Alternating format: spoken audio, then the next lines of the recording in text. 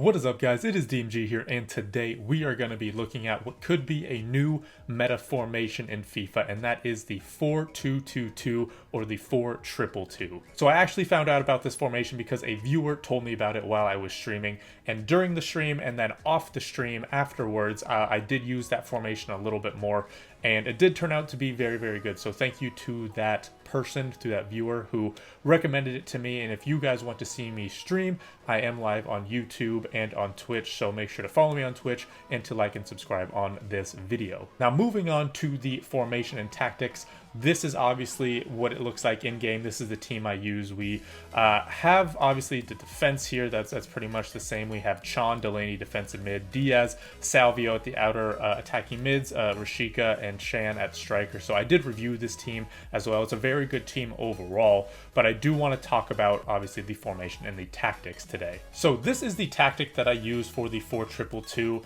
Now, some of the tactics I've just been balanced, again, still trying to figure it out, but I do want to talk about the instructions, which is probably a little bit more important at this point in the game. So again, for the tactics themselves, pretty much everything is default. So 5 width, 5 depth. You can go a little bit more narrow if you need to.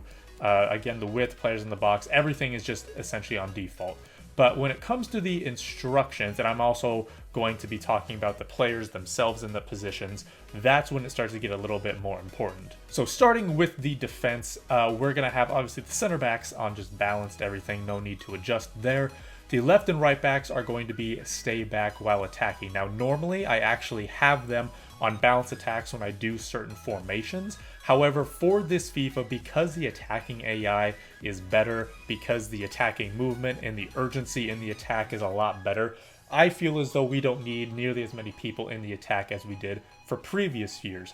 Along with that, if the left and right backs were to overlap on the left and right center attacking mids, essentially it would just be the 2 center backs and the 1 defensive mid that I have back, and we'll obviously get to why it's just 1 defensive mid instead of 2. But again, we do want them to stay back while attacking just to add to our defensive stability, which is also good because defending is a little bit harder this year. Moving on to the defensive mids, and this part is probably the most important positions on the field. The reason being is because you need very specific types of players, ones that are obviously very good at overall pretty much everything, both attacking and defending, both have good work rates, and then you also have to have the correct instructions on them. So starting with the instructions, we are going to have one of the defensive mids on stay back while attacking and cover center, and then we're going to have the other center defensive mid just on cover center. We are not going to have one of them on stay back while attacking. So Sean here is just going to be on balanced attacking support, while Delaney is stay back while attacking. The reason why I do that is because then Sean can move forward into that space in the middle. As you can obviously tell, there's a big empty space in that center there, since we have 2 strikers and 2 essentially wingers, right? There's no central attacking mid, there's no central center mid spot in this formation. So what I want to do is I want to have one of these defensive mids kind of roam forward a little bit. Now, I don't have one of these strikers on false 9 or on anything like that. This is supposed to be a formation that is a little bit better defensively compared to the 4-4-2 that I've used in the past. Now, in the 4-4-2 that I have used in the past, one of the strikers is a false 9 or a target man, and the reason being is if I push both of the center mids, or at least one of the center mids forward, right, there's no defensive mid to stay back, because we have at least a defensive mid and also the 2 left and right backs, the 2 wing backs on stay back. We can afford to have one of the defensive mids move forward. Now, this is where it's important to have certain players with the correct attributes and the correct work rates. So the reason why this works, at least with these 2 specific players with these current instructions, is because Delaney has low-high work rates, so he's very rarely moving forward. Even if he's on just balance, he's very, very rarely going to be moving forward because of the low-high work rates. So I want him to be on stay back while attacking, because then he's just pretty much solidified himself as a defensive mid, never roaming forward, essentially always or only an outlet on the attack. Now for Sean, again, he is unbalanced, but he also has medium-high work rate. So if he does go forward a little bit, he's never going to be pushing forward past the center attacking mids or the strikers unless you want him to, unless you are telling him to make a run forward. And if you lose the ball, he's going to be getting his ass back. He is going to be sprinting back to get to that defensive mid position. So it's very nice to have those specific players because of their work rates. That's what makes this formation and this these instructions work, is because Sean, yes, he does get forward, but he also comes back. Delaney, he's always sitting back, but he also has the capability to go forward. And this is where it's important to have the right types of players in these positions and not just the work rates themselves. Obviously, Delaney and Sean, both of them are better defensively. They both have the work rates for it. They both have better defending attributes and physical attributes than essentially any other part on their card. However, saying that, it's not as if they can't go forward. They can still attack somewhat. They have good enough dribbling. They both have 4-star weak foots. Their shooting is not, in the 50s and 60s, but, even if it was, to be honest, the finishing and shooting this year is very good in my opinion. So, even if it was 50 and 60s, you might honestly be able to get away with it.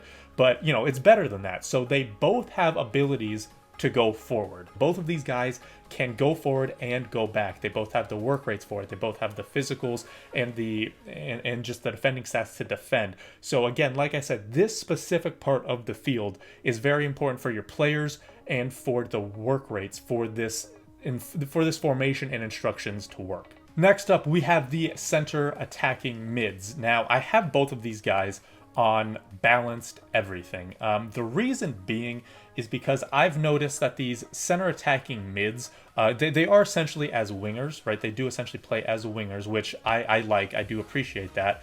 But what's better about these guys compared to actual wingers, like left and right wingers you see in a 4-3-3, is that they don't push the back line as much. So I've noticed in a 4-3-3, you have your striker right in the center, and then your wingers are just as far forward as the striker, which in my opinion is not great, right? I personally don't like that because they're kind of isolated on that wing.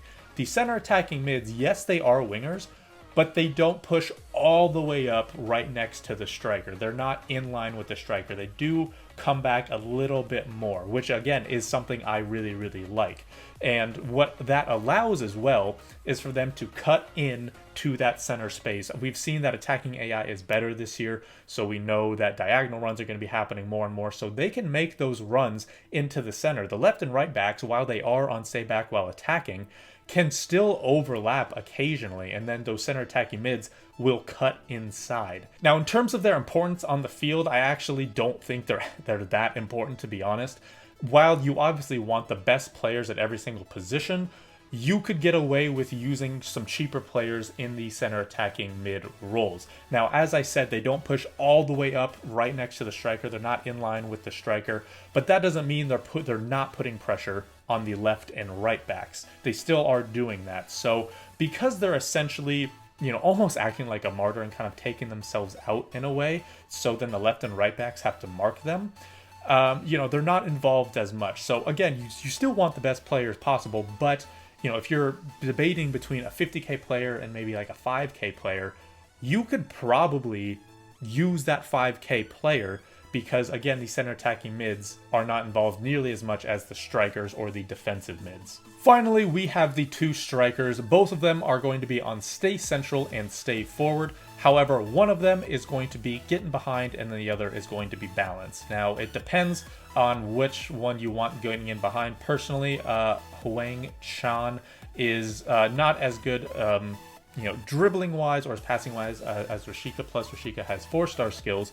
So in my opinion, I kind of want him on the ball a little bit more. Now, the reason why I only have one of them on getting behind versus both of them on getting behind is because one of them is, again, it's not necessarily he's playing like a false 9 or a target man, but you only really need one striker to kind of push that back line back, right? If they don't respect it, you can pass it to that striker. If they do respect it, if they do respect that run and try to mark that run, that leaves space for Rashika, and then that leaves space for Chan to go roam forward, and that leaves space for Salvio or Diaz to kind of come in through the middle. And if that doesn't happen, let's say Salvio and Diaz don't cut in, and they're still on that wing where the left and right backs are, Chan is going to be moving forward. You could pass it to him, then you could pass it to Rashika, who is, again, not really getting behind. He's just in that striker role, and you could pass it to him. You could pass it to Chan or Diaz or anyone else. So it's really about playing off of each other. These strikers are essentially playing off of each other, right? One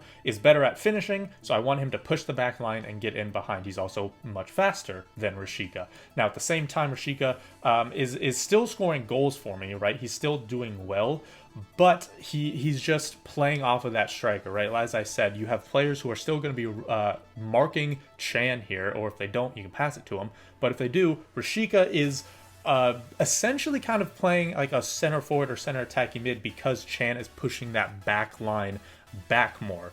So then Rashika doesn't really move, and because the defensive line is moving back, Rashika kind of ends up playing that center attacking mid, center forward role, which fills that center area. So that is going to do it for this video. If you do have any questions or if you do have any comments, leave them in the comments down below so then I can answer you guys, and then I can get as much help to you guys as you need.